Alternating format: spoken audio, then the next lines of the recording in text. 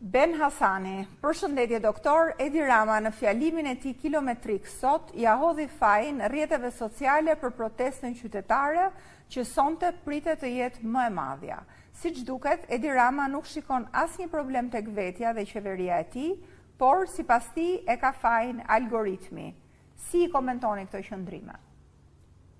Unë këto qëndrime i komentoj si trillime, si fantazie smur, si vërbri nga pushteti i Edi Ramës. Unë do të theksoj këtu se dosja e Zvërnecit është fund e krye, përgjegjësi direkte e Edi Ramës për mungesën totale transparencës dhe dhunimin nen për nen të ligjeve të vendit dhe ligjeve ndërkombëtare.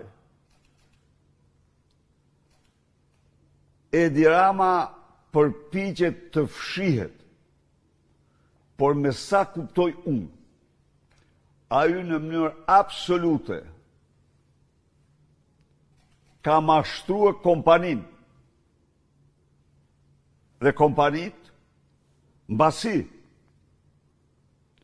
në kundërshtim me të gjitha kushtet ligjore.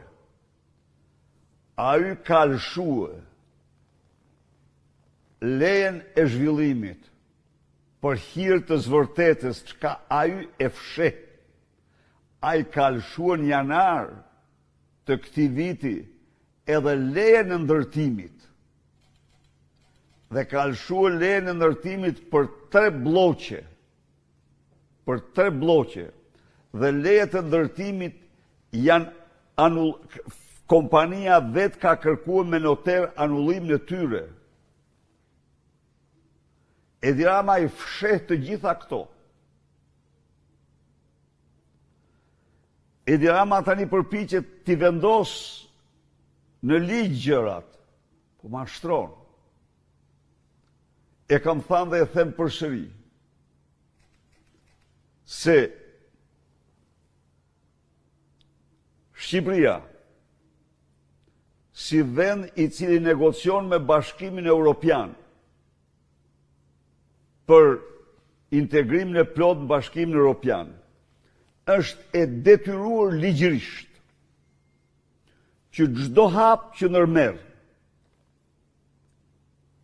në drejtim të zonave të mbrojtura, pejsazheve të mbrojtura, rezervateve të paprekshme natyrore, parqeve kombëtare, është e detyruar të respektojë me përpikmëri ligjin Europian Natyra 2000 dhe direktivën e Komisionit Evropian për habitatet dhe zoq që janë të viteve 2006-2008. Të ndalemi pak këtu. Edi Rama ka kryer një krim të shëmtuar, duke ndryshuar ligjin e zonave të mbrojtura, duke i krijuar dorës tij të zezë për të ushtri aty ku nuk duhet të shtrihet. Partia Demokratike kundërshtoi me forcën më të madhe atë ndryshim 2 vite më parë. Komisioni Evropian ka kërkuar rikthimin, largimin e amendamenteve të modifikimin që bëri ai. Edi Rama mashtron kur thot se s'kemi ndryshuar gjë. Përveç kësaj, ka një ligj i cili ndalon dhënien e lejeve të ndërtimit apo lejeve të zhvillimit aty ku ka konflikt gjyqësor privat.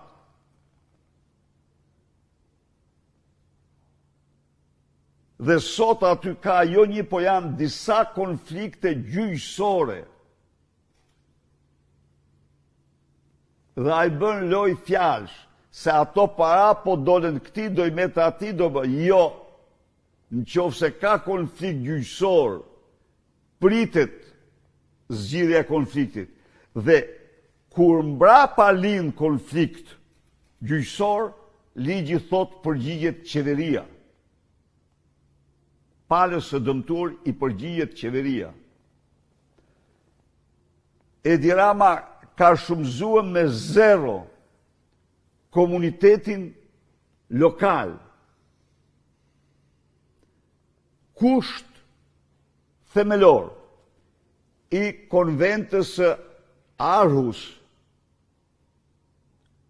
konvent të cilën Shqipëria është parë dhe detyron parë që për çdo veprim që bëhet në zonë duhet të konsultohen me komunitetin lokal, me qytetarët.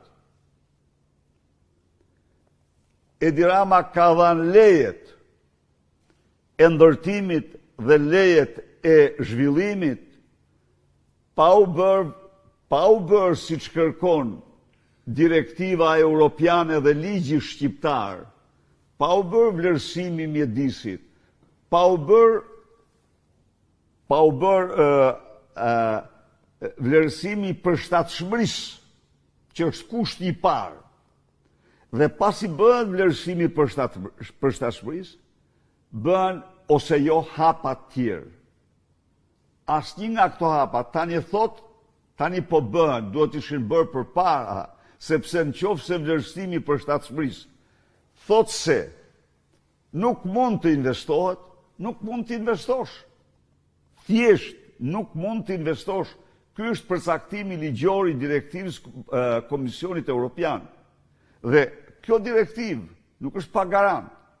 Ka një gjykatë, është gjykata europiane që absolutisht gjykon. Gjykata Europiane e Luksemburgut gjykon një lloj si për të drejtat tjera të çështjes të mjedisit me rrepsin më të madhe. Edi Rama të gjitha këto i ka mbuluar sikur ta kishte pronë të tij dhe sikur të shkruante, sikur po punonte në borë, edhe në borë të tij s'mund punonte në këtë mënyrë. Pra në një farë mënyre, ai ka mashtruar, ka vepruar si sultan një sultanati, mesjetar, absolut.